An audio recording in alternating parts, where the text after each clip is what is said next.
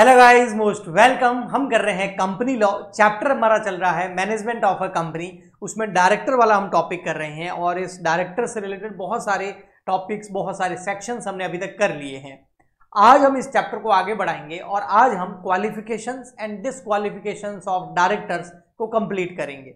But directors की qualification and disqualifications की ओर जाने से पहले मैं थोड़ा सा आपको याद दिलाना चाहूंगा। एक हमने टॉपिक किया था इंडिपेंडेंट डायरेक्टर, अगर आपको याद हो तो देखो मैं आपको दिखा भी देता हूं। इंडिपेंडेंट डायरेक्टर किया था हमने, ठीक है, ये रहा यहां पर, है ना। तो जो इंडिपेंडेंट डायरेक्टर्स किया था ना हमने, ये रहा independent director. Listed company, unlisted company के अंदर होता है ना, और उसका मीनिंग भी हमने समझा था। तो इसके अंदर ये था कि जो इंडिपेंडेंट डायरेक्टर होता है, इसके अलावा भी बहुत सारे डायरेक्टर होते हैं ना, first director, resident director, women director, है ना, बहुत सारे SSD, small share holder director, बहुत सारे क्लासिफिकेशंस किए थे, टाइप्स पढ़े थे हमने डायरेक्टर्स के। मैं उन सब की बात नहीं कर रहा हूं, मैं बात कर रहा हूं इंडिपेंडेंट डायरेक्टर की। तो इंडिपेंडेंट डायरेक्टर जब हमने टॉपिक किया था ना, तो वहां पर इंडिपेंडेंट डायरेक्टर जो है ना, उसकी क्वालिफिकेशंस हमने साथ में ही कर ली थी।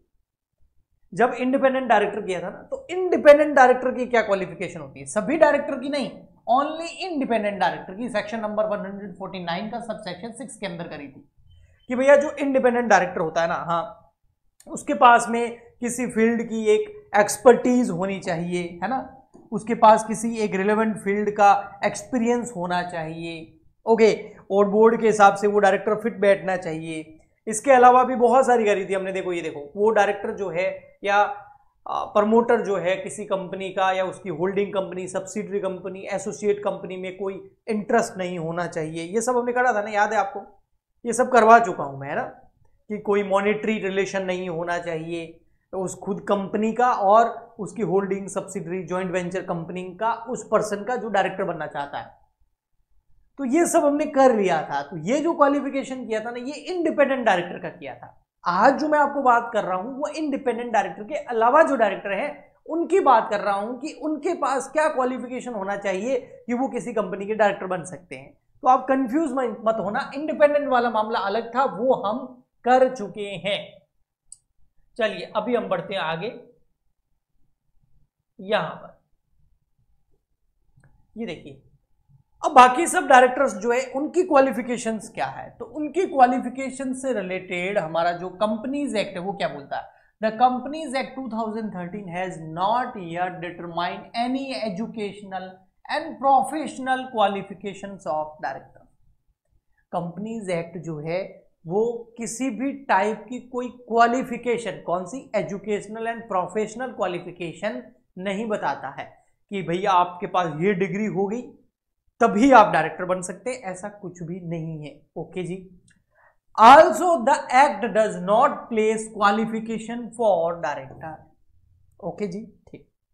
हाँ, कंपनी अगर चाहे तो अपने आर्टिकल के अंदर ऐसा कुछ कंडीशंस डाल सकती है कि भैया हमारी कंपनी में डायरेक्टर वही बनेगा जिसके पास ये होगा। अदरवाइज ऐसी कोई क्वालिफिकेशन नहीं है। बट डिसक्वालिफिकेशन बहुत सारी जो कि हमको दे रखी है section number 164 of the companies act 2013, जिसमें किसी भी डायरेक्टर को डिसक्वालीफाई कर दिया जाएगा, लेकिन कब, इन केसेस के अंदर।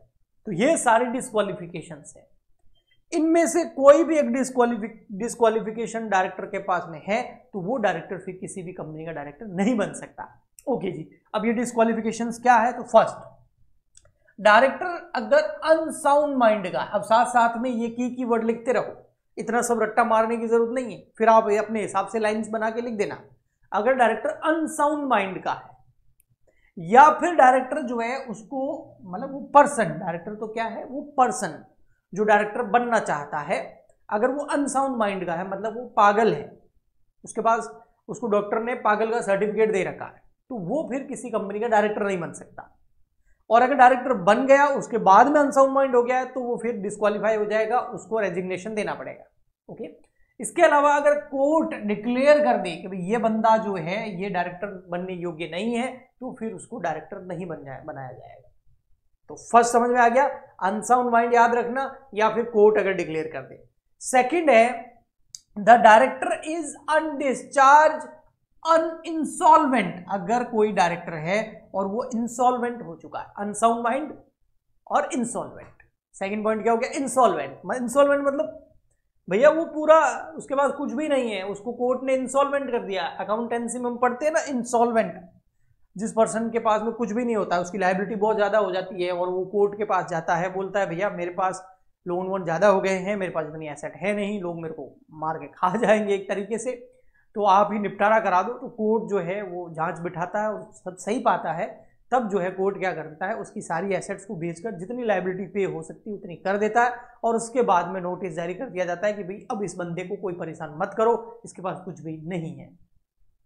तो अगर इंसॉल्वेंट हो गया है तो भी वो पर्सन डायरेक्टर नहीं बन सकता, दिवाला निकल गया भैया उसका। ओके, नेक्स्ट थर्ड आता है the director has applied to be as insolvent and his application is pending. देखो, एक तो इंसॉल्वेंट डिक्लेयर हो गया है, एक इंसॉल्वेंट होने के लिए एप्लीकेशन लगाई है और वो एप्लीकेशन पेंडिंग है, यानी कि वो प्रोसेस अभी चल रहा है, तो भी डायरेक्टर नहीं बन सकता। Okay, next point, the director has convicted by court of any offence. Court ने जो है उसको किसी ऑफेंस के तहत जो है कन्विक्ट किया है, वेदर इन्वॉल्विंग मॉरल, अगर कोई मॉरल उसने कुछ गड़बड़ी करी है या कुछ ऐसा किया है जिसकी वजह से उसको कम से कम 6 साल से ज्यादा की जेल हुई हो, 6 साल से कम की जेल हुई है तो फिर वो डायरेक्टर बन सकता है, 6 साल से ज्यादा की जेल हुई हो, है ना। Imprisonment for not less than 6 months and period of 5 years has not elapsed from the date of expiry of the sentence. मतलब क्या इसका समझना, भाई कोर्ट ने बोला इसने कुछ गलत काम किया है जिसकी वजह से कोर्ट ने उसको 6 साल से ज्यादा का जेल कर दिया है। अब 6 महीने से ज्यादा की उसको जेल हो गई, तो अब वो डिस्क्वालीफाई हो गया। तो अब 6 महीने से ज्यादा की जेल होगी, मान लेते 1 साल 2 साल 3 साल की जेल हो गई। अब वो जेल से बाहर आएगा तो क्या फिर वो जेल काट ली, उसने अपनी सजा भुगत ली, क्या फिर वो डायरेक्टर बन सकता है? नहीं। जेल से जिस दिन छूटेगा उस दिन से 5 साल और बिताने पड़ेंगे उसको, उसके बाद वो डायरेक्टर बन सकता है। ओके, समझ में आ गया। Next, also any person who have been convicted of any offence sentence to jail for a period of 7 years और मोर। अगर कोई बंदा है जिसको जेल 7 साल से भी ज्यादा टाइम की हुई है तो सीरियस मामला है, अब वो कभी भी किसी कंपनी का डायरेक्टर नहीं बन सकता। इस पूरे का मतलब ये है, अगर 6 महीने की ज्यादा जेल हुई हो तो डायरेक्टर नहीं बन सकता, और 7 साल से ज्यादा की जेल हो तो वो कभी नहीं बन सकता। हाँ, 6 महीने से ज्यादा की जेल हुई हो और 7 साल से कम की जेल हुई तो फिर जब वो जेल से बाहर निकलेगा उसके 5 साल तक डायरेक्टर नहीं बन सकता, फिर बन सकता। लेकिन 7 years से भी ज्यादा की हो गई हो तो फिर वो कभी डायरेक्टर नहीं बन सकता, फिर वो भले छूट के आ जाए तो भी नहीं बन सकता। Okay, next, an order disqualifying the director of appointment as a director has been passed by court या ट्रिब्यूनल। कोर्ट या ट्रिब्यूनल ने एक ऐसा ऑर्डर पास कर दिया कि इस बंदे को डिस्क्वालीफाई किया जाता है, ये कभी भी डायरेक्टर नहीं बन सकता, तो फिर वो नहीं बन सकता। The director has not paid any call in respect of any share of the company। भाई कोई डायरेक्टर है ऑलरेडी किसी कंपनी का और उसके पास किसी कंपनी के शेयर्स भी है, ठीक है, और शेयर्स है लेकिन उस शेयर्स के ऊपर उसने अभी तक कॉल मनी पूरी पे नहीं करी है। बस जैसे 100 रुपए का शेयर है तो उसने अभी तक 50-60 रुपए पे किए, बाकी के अभी तक पे नहीं किए हैं, तो भैया आप डायरेक्टर नहीं बन सकते, आपको पूरा पैसा पे करना पड़ेगा अगर आप किसी कंपनी के शेयर परचेज करते हो तो। Next, related party transaction. अगर कोई डायरेक्टर जो है वो आरपीटी के अंतर्गत आ जाता है, रिलेटेड पार्टी ट्रांजैक्शंस के अंदर सेक्शन नंबर 188 के अंदर आ जाता है, ये अपने आप में एक अलग सेक्शन है जिसको हम कभी पढ़ेंगे।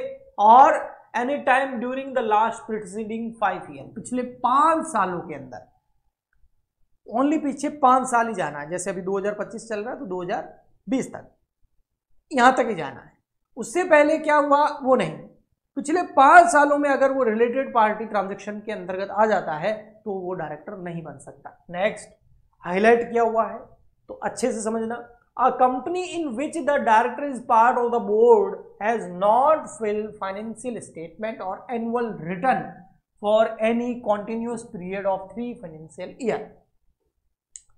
समझो, ये कह रहा भाई आप किसी कंपनी के डायरेक्टर हैं या रहे हैं या अभी भी हैं, और आप बोर्ड ऑफ डायरेक्टर का पार्ट है। अब बोर्ड ऑफ डायरेक्टर का काम होता है फाइनेंशियल स्टेटमेंट बना करके आरओसी के पास में फाइल करना। जैसे हम इनकम टैक्स रिटर्न फाइल करते हैं ना, ऐसे जैसे आरओसी के पास में फाइनेंशियल स्टेटमेंट बना करके फाइल करने होते हैं। अगर उस डायरेक्टर ने पिछले कितने साल, पिछले 3 कंटिन्यू सालों तक वो फाइनेंशियल ईयर फाइल नहीं किए, पीरियड ऑफ 3 फाइनेंशियल ईयर में आप डिफॉल्ट कर रहे हैं, फाइनेंशियल स्टेटमेंट बना करके फाइल नहीं कर रहे हैं, तो आप फिर किसी भी कंपनी के डायरेक्टर नहीं बन सकते। ओके जी, next, the company has failed to repay the deposit accepted by it or pay interest thereon or to redeem any debenture on due date or pay interest on due thereon, pay any dividend declare and such failure to pay redeem continue for 1 year or more. बहुत बड़ा लग रहा है, मैं easily समझाता हूं। अगर आपने कोई पब्लिक डिपॉजिट लिया है और उसके ऊपर इंटरेस्ट हो पे करना था, तो ना आपने पब्लिक डिपॉजिट जो एक्सेप्ट करी है उसका ना रीपेमेंट किया, ना उसके इंटरेस्ट का रीपेमेंट किया है। इसके अलावा आपने कोई डिबेंचर्स इशू किए थे और उस डिबेंचर्स के ऊपर इंटरेस्ट भी पे नहीं किया है और उनका रिडम्पशन भी नहीं किया है, या फिर प्रेफरेंस शेयर्स के ऊपर या इक्विटी शेयर्स के ऊपर कोई डिविडेंड डिक्लेयर किया था और उस डिविडेंड को भी आपने पे नहीं किया है, और ऐसा अगर 1 साल या उससे ज्यादा टाइम के लिए चल रहा है, तो फिर उस बोर्ड ऑफ डायरेक्टर में जो डायरेक्टर है वो फिर किसी कंपनी का डायरेक्टर नहीं बन सकता। तो पब्लिक डिपॉजिट का रिडम्पशन जरूरी है, उसके ऊपर इंटरेस्ट पेमेंट भी जरूरी है। डिवेंचर का रिडम्पशन भी अगर करना था तो करना होगा, और उसके ऊपर इंटरेस्ट भी पे करना है तो किया होना चाहिए। अगर इनमें डिफॉल्ट करोगे या फिर डिविडेंड डिक्लेयर कर दिया और पे नहीं किया, इसमें भी डिफॉल्ट किया है, तो फिर उस बोर्ड ऑफ डायरेक्टर में अगर कोई पर्सन है तो वो फिर किसी दूसरी कंपनी का भी डायरेक्टर नहीं बन सकता, और वो एक तरीके से उसको रेजिग्नेशन देना पड़ेगा। ओके, समझ में आ गया? तो ये है डिस्क्वालिफिकेशंस ऑफ डायरेक्टर। एग्जाम में डिस्क्वालिफिकेशंस के ऊपर पूरा थ्योरी क्वेश्चन आ सकता है, तो आप ये सारे पॉइंट लिख देना। अगर आपको स्क्रीनशॉट लेने हैं तो मैं यहाँ पर अब ले लीजिए, देखो, ठीक है, हो गया। नेक्स्ट, एक यहाँ ले लो। ओके, तो ये लिख के आ जाना पॉइंट, और बीकॉम के अंदर और तो थ्योरी आने के चांसेस ज़्यादा रहते हैं, तो आप इसको एक बार समझ के चले जाना और वहाँ अपने हिसाब से बना के लिख देना। आई होप आपको अच्छे से समझ में आ गया होगा। हम मिलते हैं नेक्स्ट लेक्चर में। आज के लिए इतना ही, तब तक के लिए गुड बाय, थैंक यू।